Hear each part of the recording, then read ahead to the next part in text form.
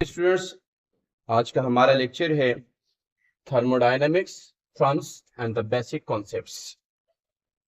Therm का मतलब होता है हीट और डायनेमिक्स का मतलब है मोशन। थर्मोडायनेमिक्स की अगर हम बात करते हैं तो मोशन का यहाँ पर डायरेक्ट रिलेशनशिप होता है वर्क के साथ, सो मैं इसका मतलब वर्क भी ले सकता हूँ। सबसे पहले हम बात करेंगे कि थर्मोडायनेमिक्स दर हकीकत में है क्या चीज। इसको स्टडी करने के लिए हम क्या करते हैं, इस डेफिनेशन को समझने की कोशिश करते हैं। The study of the flow of heat of any other form of energy, heat और अदर फॉर्म ऑफ एनर्जी। अब दो कंडीशन है, इनटू द सिस्टम और आउट ऑफ द सिस्टम। मैं इसको समझने के लिए क्या करता हूं, एक सिस्टम कंसीडर करता हूं। लेट अस कंसीडर, ये मेरे पास एक पिस्टन गैस सिलेंडर सिस्टम है।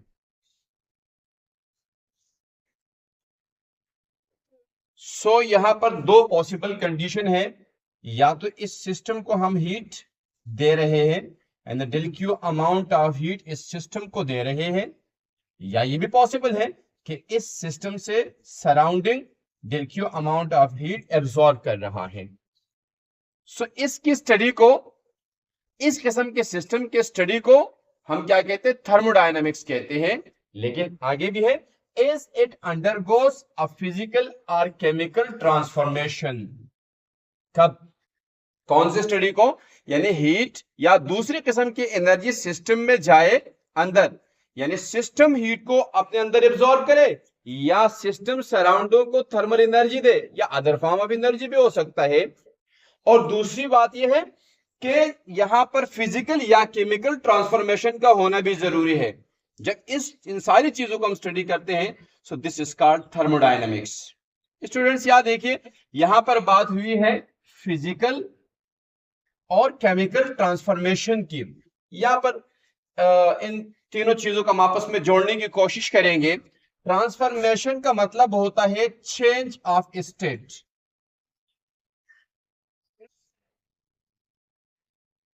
यानी थर्मोडायनेमिक सिस्टम अपने इनिशियल स्टेट से फाइनल स्टेट में जो जा रहा है, और यहां पर या तो फिजिकल ट्रांसफॉर्मेशन है, चेंज स्टेट है, या आपके पास केमिकल ट्रांसफॉर्मेशन यानी केमिकल चेंज है। आइए इस बात को भी समझ लेते हैं कि फिजिकल ट्रांसफॉर्मेशन में हमारे पास क्या होता है। फिजिकल ट्रांसफॉर्मेशन का मतलब ये है कि मेरे पास ये एक सिस्टम है और ये इस वक्त इनिशियल स्टेट पे है। Let us consider the initial pressure is P1, the volume is V1 and the temperature is T1। और जब ये सिस्टम हमारा डिस्टर्ब हो गया, अनबैलेंस्ड हो गया, मिसाल के तौर पर हम कहते हैं कि भाई वॉल्यूम बढ़ गया, तो वॉल्यूम V1 से V2 में चला गया, प्रेशर भी चेंज हो गया, P2 में चला गया, और टेम्परेचर वो डिपेंड करता है, लेकिन लेट अस कंसीडर मैं कहता हूं कि T2 में चला गया। ये जो आपके पास चेंजिंग आई, ट्रांसफॉर्मेशन आई इस सिस्टम के अंदर, ये फिजिकल ट्रांसफॉर्मेशन कहलाता है, क्योंकि यहां पर फिजिकल वेरिएबल चेंज हुए, यानी टेम्परेचर, यानी प्रेशर और वॉल्यूम। कोई केमिकल प्रोसेस यहां नहीं हुआ है। This is called physical transformation. लेकिन on the other hand, if we will talk about the chemical transformation, तो केमिकल ट्रांसफॉर्मेशन में हमारे पास होता है कि कोई केमिकल रिएक्शन हुआ, मिसाल के तौर पर कोई आपके पास एक्सोथर्मिक रिएक्शन हुआ, कोई एंडोथर्मिक रिएक्शन हुआ, तो आपको पता है कि एक्सोथर्मिक रिएक्शन के अंदर एनर्जी सिस्टम से बाहर जाती है और एंडोथर्मिक में सिस्टम के अंदर आती है। और अंदर कोई केमिकल रिएक्शन होता है जिसकी वजह से आपका थर्मोडायनेमिक सिस्टम ट्रांसफॉर्मेशन का शिकार हो जाता है। इन सारी बातों को जब हम स्टडी में अंडर स्टडी लेके आते हैं, so this is called thermodynamics. यानी थर्मोडायनेमिक्स में बुनियादी तौर पर एक तो आपकी एनर्जी सिस्टम के अंदर जाती है या सिस्टम से बाहर आती है, और जब सिस्टम के अंदर जाती है या बाहर आती है, तो इसके बुनियाद पर आपका सिस्टम अंडर फिजिकल और केमिकल ट्रांसफॉर्मेशन में चला जाता है, यानी तब्दीली आती है स्टेट के अंदर। और इस पूरे स्टडी का नाम क्या है, थर्मोडायनेमिक्स है। थोड़ा सा आगे बढ़ते हैं। थर्मोडायनेमिक सिस्टम जो मेरे पास है, ये दर हकीकत में स्पेसिफिक पोर्शन है, खास पोर्शन फिजिकल यूनिवर्स का। ये जो हमारे जिस यूनिवर्स के अंदर, जिस कायनात के अंदर हम बस रहे हैं, जब हम थर्मोडायनेमिक सिस्टम की बात करते हैं तो हमारे पास ये स्पेसिफिक पोर्शन होता है फिजिकल यूनिवर्स का। यानी इसका मतलब ये हुआ कि मिसाल के तौर पर मैं एक बीकर लेता हूं, बीकर में पानी लेता हूं और उस पर वर्क करता हूं, this is a thermodynamic system for me, क्योंकि मैं उस बीकर को कोई हीट दे रहा हूं, सिस्टम के अंदर हीट जा रहा है आपके पास, या कूलिंग कर रहा हूं, उससे सिस्टम से बाहर आ रहा है, कोई फिजिकल चेंज आ रहा है, यानी टेम्परेचर वॉल्यूम प्रेशर में कोई चेंज भी आ रहा है। तो ये स्पेसिफिक पोर्शन जो मेरे पास होता है यूनिवर्स का, इसको हम थर्मोडायनेमिक सिस्टम में लेके आते हैं। हाँ, लेकिन ये जो specific portion of the physical universe है, मैं इसको अंडर स्टडी लाता हूं। मकसद क्या होता है इसका? मकसद ये होता है स्टूडेंट्स, चूजन फॉर एनालिसिस। किस मकसद के लिए सिस्टम को मैं अंडर स्टडी ला रहा हूं? For analysis. अब एनालिसिस का मतलब क्या है? एनालिसिस का मतलब ये है स्टूडेंट्स कि यहां हम सिस्टम के परफॉर्मेंस को देखते हैं। पहली बात यह है परफॉर्मेंस ऑफ द सिस्टम। दूसरी बात यह है कि आपके सिस्टम में कितनी एनर्जी जा रही है या बाहर आ रही है, इसकी एफिशिएंसी क्या है, बैलेंसेस ऑफ एनर्जी क्या है, बैलेंसेस ऑफ मटेरियल क्या है, यानी सिस्टम में कितना मटेरियल जा रहा है, कितना आ रहा है, ये सारा इस टर्म के अंदर क्लोज किया हुआ है। यानी ये वो खास पोर्शन है यूनिवर्स का, फिजिकल यूनिवर्स का, जो हमने चूज किया है for the purpose of analysis, ताकि हम जान सके ये जो थर्मोडायनेमिक सिस्टम है इसकी परफॉर्मेंस क्या है। कोई ऐसा नहीं है कि हमने एक सिस्टम को, एक स्टीम इंजन की बात करते हैं, स्टीम इंजन को मैंने चूज किया, ठीक है, बना दिया मैंने और बड़ा काम किया उस पर, ठीक है, चला रहा हूं, बजाय इसके कि वो उसकी एफिशिएंसी कोई 90% हो, कोई 95% हो, कोई 99% हो, वो उल्टा क्या कर रहा है, मुझे नुकसान दे रहा है। तो मतलब क्या ये आपका सिस्टम कॉस्ट इफेक्टिव है कि नहीं? हाँ, आपको फायदा दे रहे हैं कि नहीं दे रहे? सिंपल में एनालिसिस का मतलब यहां पर स्टडी है, लेकिन इसके पीछे ये सारी बातें जो मैंने बताई यहां पर, ये आपको स्टडी करनी पड़ती है कि भाई परफॉर्मेंस क्या है, एफिशिएंसी क्या है, एनर्जी इन कितनी हो रही है, बाहर कितनी आ रही है, चेंज कितना है, प्रेशर कितना अफोर्डेबल है, टेम्परेचर में तब्दीली कितनी हो सकती है, ये सारी बातें इस एनालिसिस के अंदर आती है। अब थर्मोडायनेमिक सिस्टम को जब हम डिफाइन करते हैं, तो थर्मोडायनेमिक सिस्टम को डिफाइन करने के लिए हम एक और चीज को भी स्टडी करते हैं, दैट इज कॉल्ड बाउंड्रीज, और एक और है सराउंडिंग्स। थर्मोडायनेमिक सिस्टम जो मेरे पास है, जिस चीज को मैंने एनालिसिस के लिए चूज किया है, जिस फिजिकल यूनिवर्स के जिस हिस्से को मैंने चूज किया है, उसके अलावा जितने भी कायनात है, उसके अलावा जितने भी यूनिवर्स है, that is called surroundings, that is called surroundings.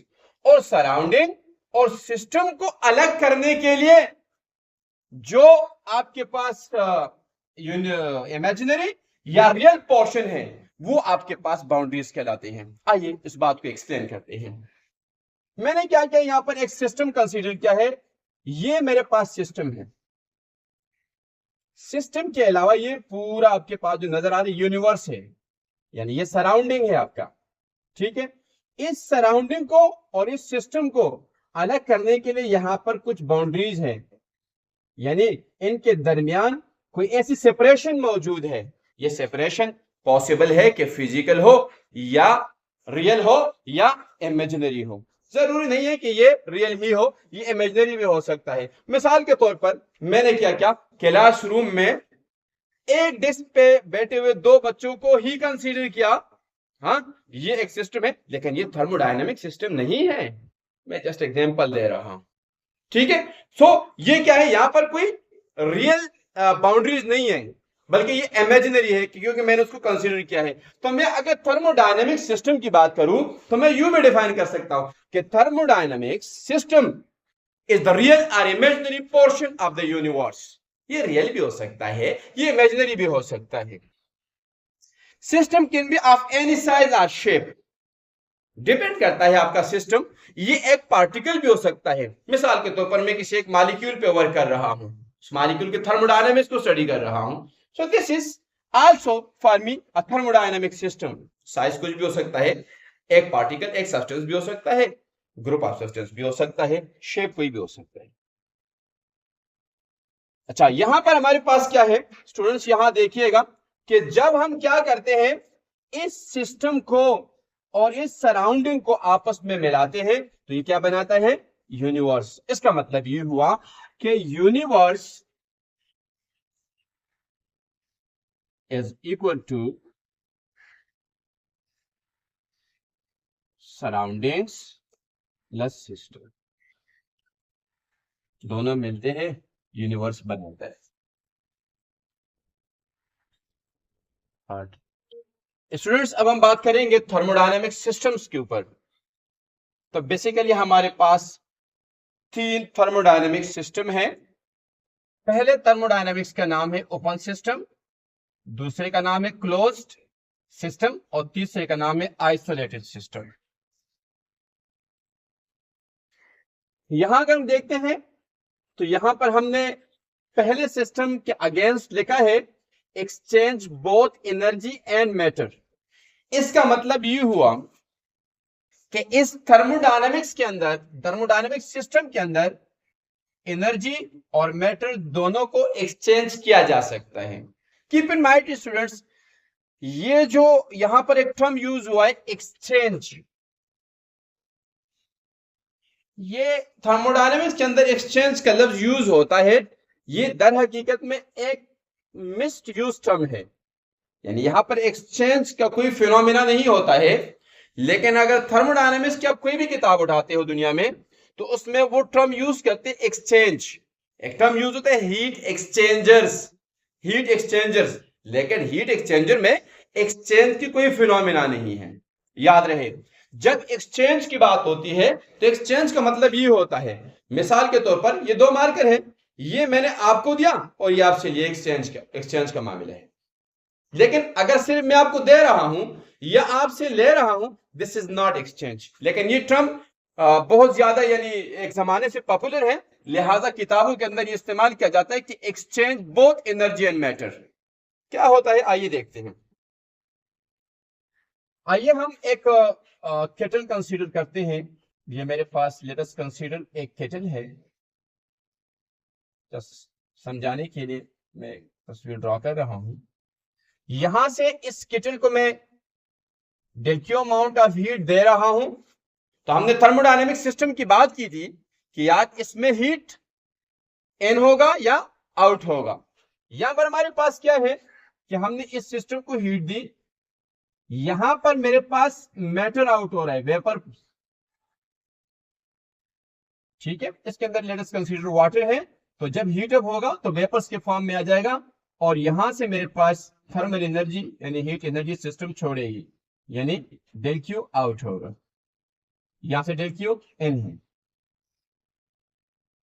मैं क्या कर सकता हूं इस सिस्टम के अंदर, अगर मैं चाहूं तो मजीद वाटर ऐड भी कर सकता हूं,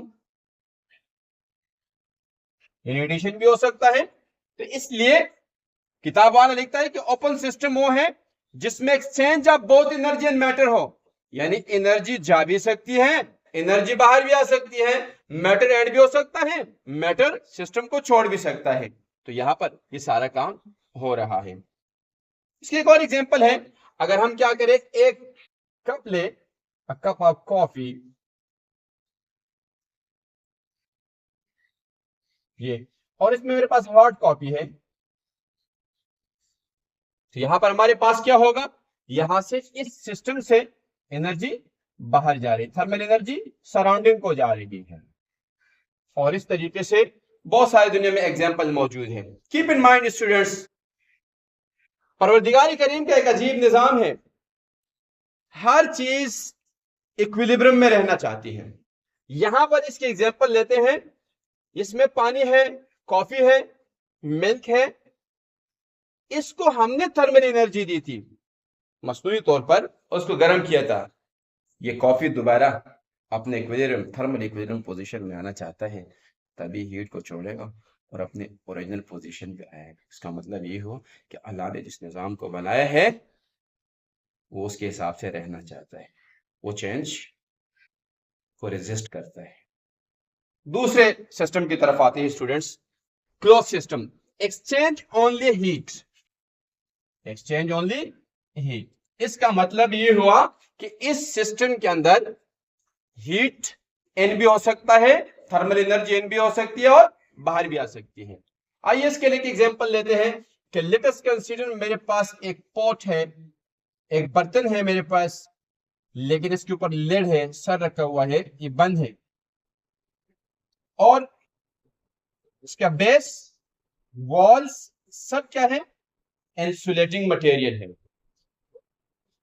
नहीं सॉरी, हीट इसमें जा सकती है और आ सकती है, तो इसका मतलब ये कि थर्मल एनर्जी यहां से हमने इसमें ऐड कर दी और उसी टाइम पे ये यहां से सराउंडिंग को थर्मल एनर्जी आउट भी कर सकता है, लेकिन इसमें मैटर मादा हम इन नहीं कर सकते हैं, न इसे आउट कर सकते हैं। इसलिए किताब वाला लिखता है एक्सचेंज ओनली हीट, यानी इसके अंदर थर्मल एनर्जी सिस्टम में जा भी सकती है, सिस्टम से बाहर आ भी सकती है। सिर्फ एक्सचेंज होगा हीट, थर्मल एनर्जी, मैटर इसके अंदर न इन हो सकता है न बाहर, क्योंकि ये क्लोज्ड है। इसके ऊपर हमने एक लेड रखा हुआ है जिससे कोई मैटर न इन हो सकता है न बाहर। उसके बाद हमारे पास थर्ड सिस्टम आता है and that is called isolated system, no exchange. No exchange का मतलब ये है कि इस सिस्टम के अंदर न थर्मल एनर्जी यानी हीट को आप इन कर सकते हो, न आप थर्मल एनर्जी को सिस्टम से बाहर निकाल सकते हो, यानी न ये सराउंडिंग को एनर्जी देगा और न ये सराउंडिंग से एनर्जी लेगा, पहली बात। दूसरी बात यह है कि यहां पर अगर मैटर की बात करते हैं तो आपके पास क्या होता है, मैटर ना इन किया जा सकता है और मैटर को ना आउट किया जा सकता है, into the system and out of the system, दोनों पॉसिबल नहीं है। इसकी मिसाल थर्मल फ्लास्क की है, थर्मास जिसको बोलते हैं। थर्मल फ्लास्क के अंदर हमारे पास क्या होता है, या वो वाटर बॉटल जो आप स्कूल और कॉलेज साथ लेके जाते हो, जो बिल्कुल क्लोज होता है और ये आइसोलेटेड होता है। इसके अंदर आप जब कोल्ड चीज को, ठंडे चीज को डालते हो तो वो एक खास वक्त तक ठंडा ही रहता है, और अगर गर्म चीज इसके अंदर मौजूद हो, हॉट, तो वो हॉट, क्योंकि यहां पर एक्सचेंज नहीं हो रहा होता है थर्मल एनर्जी या मैटर।